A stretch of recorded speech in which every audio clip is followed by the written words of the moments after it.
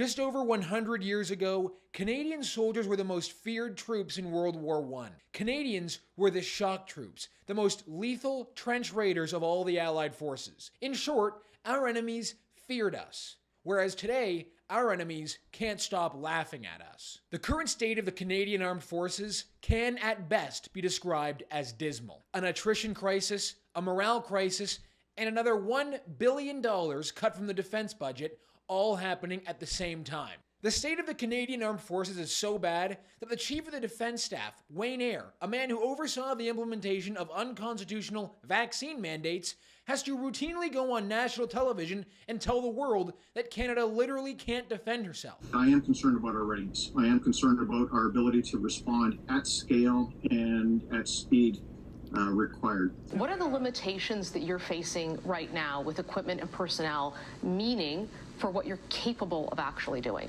So it comes down to readiness. And what I mean by that is our ability to respond at speed and at scale with the right capabilities.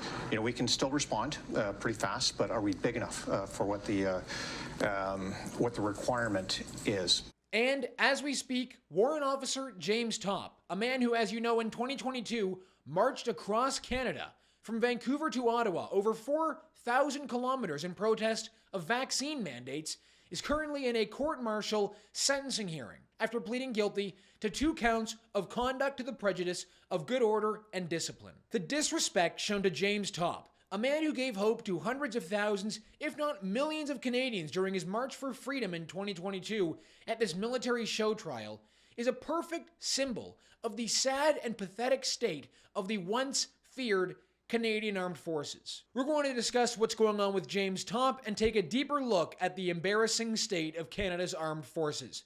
But first, drop a like in the video, help us out by subscribing to the True North YouTube channel, and the comment question for the episode is this: is James Topp a Canadian hero?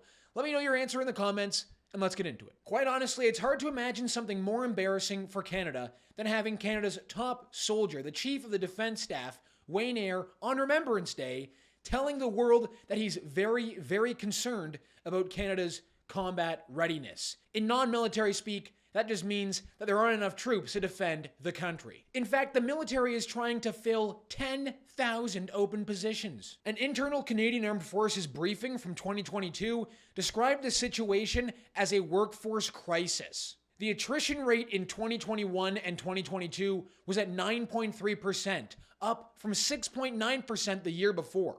More troops are leaving, and nobody is signing up. Maybe the reason that nobody is signing up to the Canadian Armed Forces is because those that do sign up get treated like garbage. Take, for example, the soldiers that have been stationed in Latvia for a NATO training mission. Those troops have literally had to resort to buying their own helmets. Oh, and if that wasn't enough, here's a story of Canadian troops going into debt to keep themselves fed while on deployment because the Canadian government isn't able to reimburse them fast enough. I can't understand why nobody would want to sign up and go on deployment. Having to buy your own helmet and equipment and going into debt for food, what's wrong with that? And to make matters even worse with the attrition crisis, Canadian troops are leaving the ranks because they can't even afford to buy a home. They're leaving the military because of a lack of affordable housing. So they're not being reimbursed for food purchases fast enough, they're having to buy their own helmets and equipment, and they can't afford a house when they return to Canada. And just to show our brave troops, the ones that have managed to stick it out this long, how much our government respects their sacrifice and bravery, the federal government cut another $1 billion from the defense budget.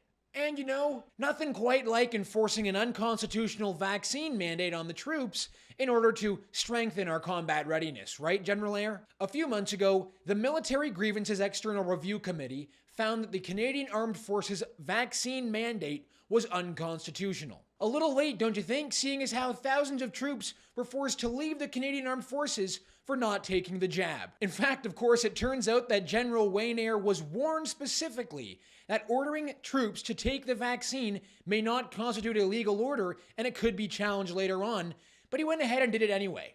One of the troops that was forced to leave the Canadian Armed Forces after the vaccine mandate was put in place was Dallas Alexander, a JTF-2 sniper who was part of the 4-person team with the longest recorded sniper kill in history. So because of a vaccine mandate which has now been deemed to be unconstitutional, and which the general was warned about in advance, Canada lost one of the best snipers in the world. Another soldier who was forced to leave the Canadian Armed Forces after the mandates came into place was Warrant Officer James Topp. In February of 2022, in Abbotsford, at a protest, James Topp wore his uniform and dared to criticize vaccine mandates, something, as you will all be able to vividly recall, back then was deeply forbidden.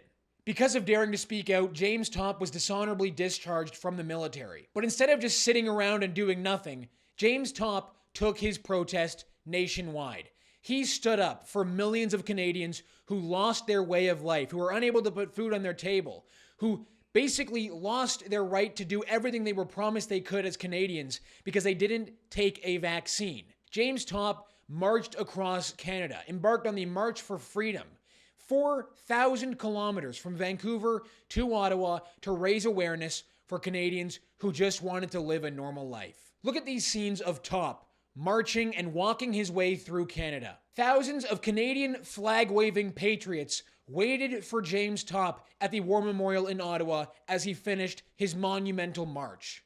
Topp brought hope to millions of Canadians and was a symbol for the world of what the best of Canada really looks like. In Topp's march across Canada, he displayed the traits that made our boys the most feared soldiers in World War I.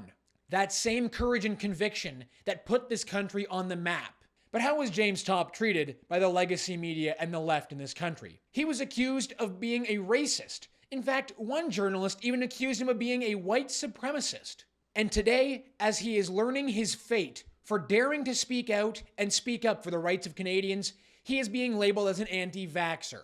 And to see what the military really thinks of James Topp and his march for millions of Canadians, look no further than the quotes coming from the prosecution in his sentencing hearing. Prosecutor Major Ben Richard told the court-martial that Topp's actions could have spurred protests similar to the storming of the United States Capitol on January 6, 2021. They're literally saying that Topp's peaceful march across the country could have created a January 6 moment. They even found a lieutenant colonel willing to bash James Topp in a written statement submitted to the court.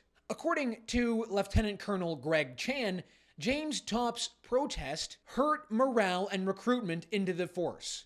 When asked if Chan had any evidence to say that Topp's historic march across Canada hurt morale, well, turns out Chan had zero evidence for that claim. I'm sure it made for some good headlines in the legacy media, however. Yes, it's James Topp's fault that nobody wants to sign up for the military. It's not people like Greg Chan who are putting people off. Surely not. It's definitely not the military hosting drag queen bingo nights for the low recruiting numbers. That's definitely not what's driving the attrition crisis. Or definitely not the critical race theory training sessions that soldiers are forced to sit through, where they are recommended to read books like White Fragility by Robin DiAngelo. Or what about the Department of National Defense workshops titled Weeding Out Xeno-Racist and White Supremacist Elements from the Canadian Armed Forces? Workshops about weeding out xeno-racists in the Canadian Armed Forces are definitely not the reason for the attrition. It's James Topp and his protest. Maybe the Canadian Armed Forces just need to create more recruiting ads like this one to try and get more transgenders to join the forces. I knew that I was different. I always felt more comfortable with feminine forms.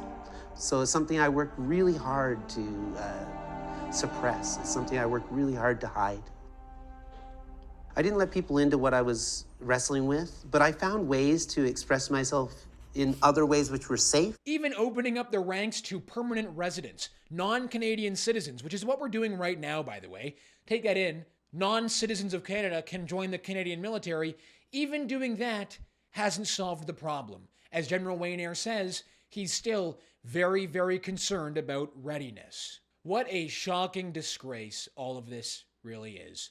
All right, everyone, that's going to do it for us today on the show. Thank you so much for tuning in. My name is Harrison Faulkner, and this is Ratioed.